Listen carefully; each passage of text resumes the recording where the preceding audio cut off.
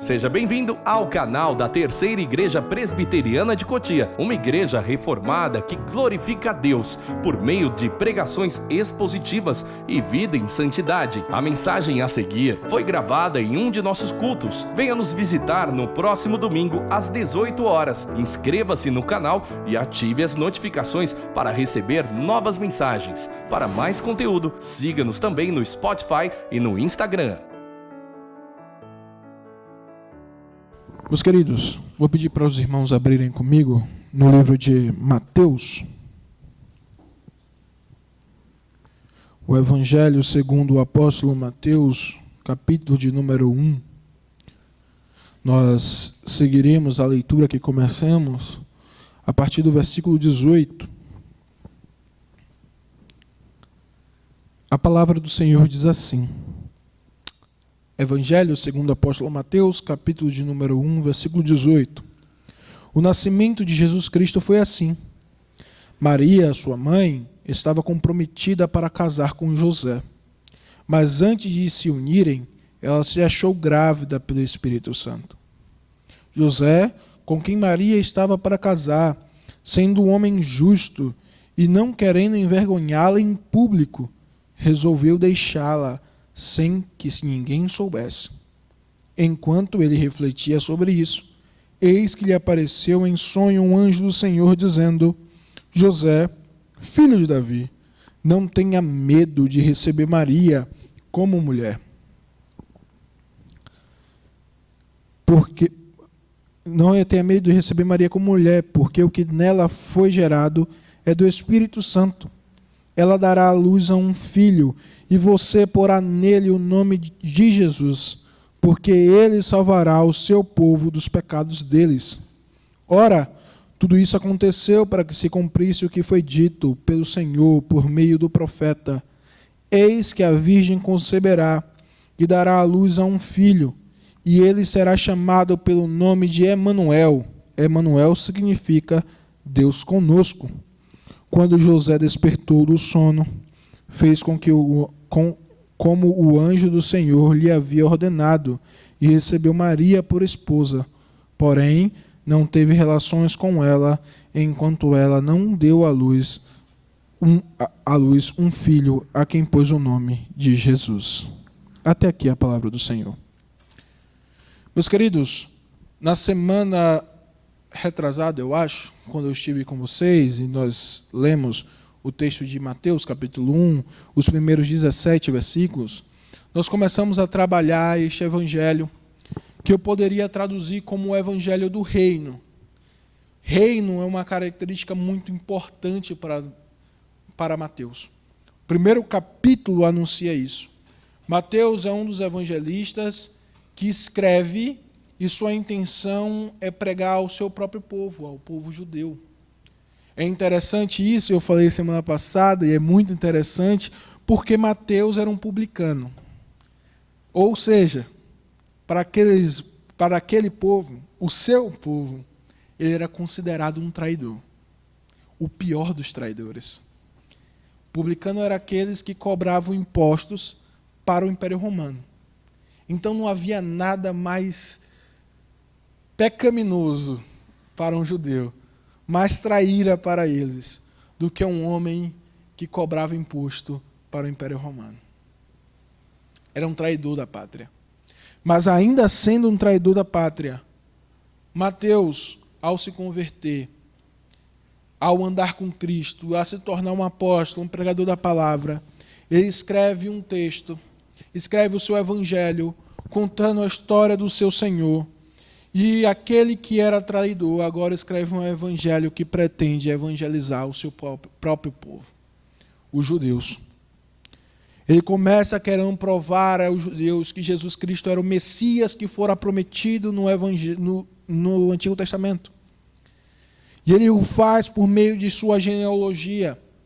Ele prova características desse Messias nessa genealogia e características deste povo também a quem Cristo veio salvar. Primeira característica para cumprir os pré-requisitos de um Messias era que Cristo fosse um judeu, um hebreu, um filho de Abraão, É isso que ele começa a dizer quando diz: essa é a genealogia de Jesus Cristo, filho de Davi, filho de Abraão.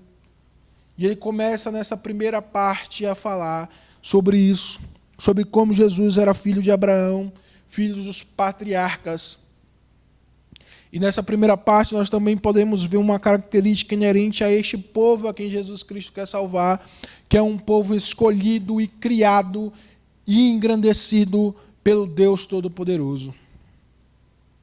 A segunda parte é provar que, além de ser filho de Abraão, ele cumpria os pré-requisitos de um Messias, porque ele era filho de Davi.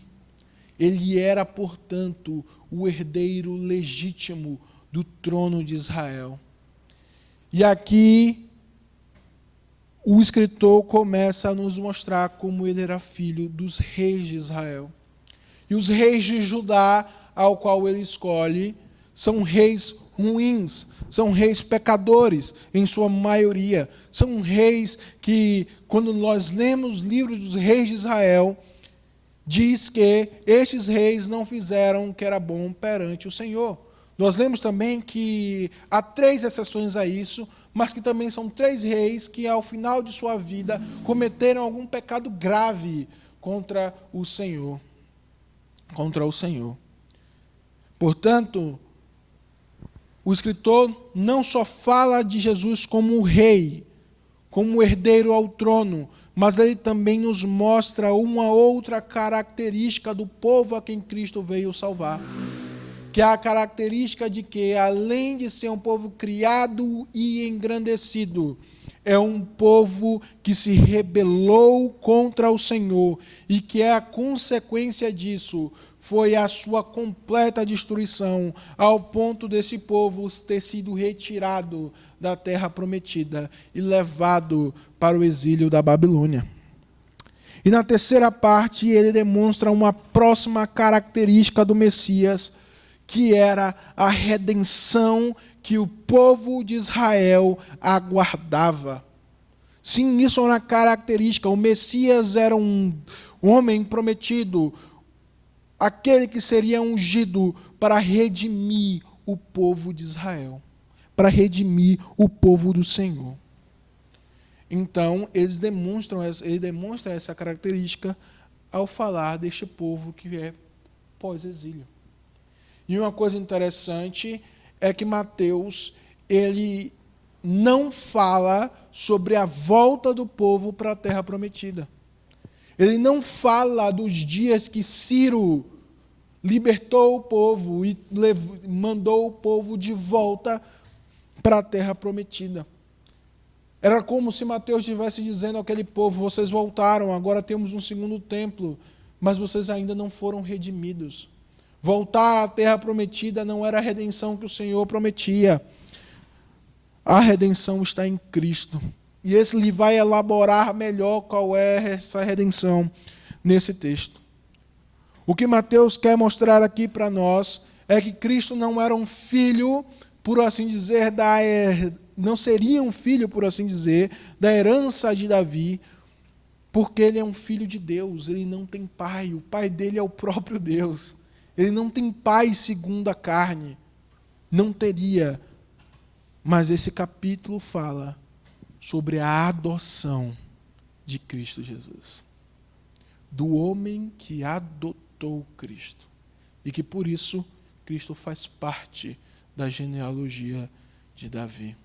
Por isso Cristo é o legítimo herdeiro do trono de Israel, porque este homem adotou a Cristo.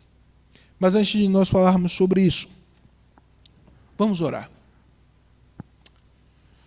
Santo, santo, santo é o Senhor dos exércitos, o Senhor todo-poderoso, o Senhor poderoso em batalha, o Senhor que é verdadeiro, o Senhor em quem não há engano, o Pai das luzes.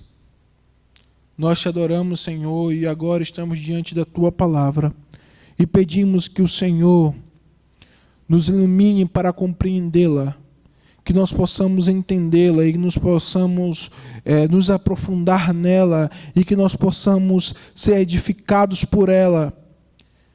Que o Senhor opere todas essas obras em nossas vidas hoje. Pedimos com humildade, em nome daquele que conquistou todas as bênçãos para nós, Jesus Cristo, nosso Senhor. Amém. Meus queridos, quando olhamos para a história dos países do Ocidente, alguns nomes são bastante importantes. Alguns homens foram bastante importantes. É claro que o Deus homem é provavelmente e certamente o homem mais influente que já houve em toda a história. É aquele a quem elegemos para dividir o antes e o depois. Aquele que falamos, a partir desse momento, é depois dele ou antes dele. O Deus homem, Jesus Cristo. Mas há outros homens também que são muito relevantes. É bem possível que os irmãos conheçam alguma pessoa, algum homem chamado Júlio César. Isso, o motivo de você conhecer uma pessoa que se chama Júlio César, se dá em referência a um homem que viveu antes de Cristo. Júlio César foi um membro de uma pequena família nobre de Roma. Essa família, quando ele nasceu, por conta de seu pai,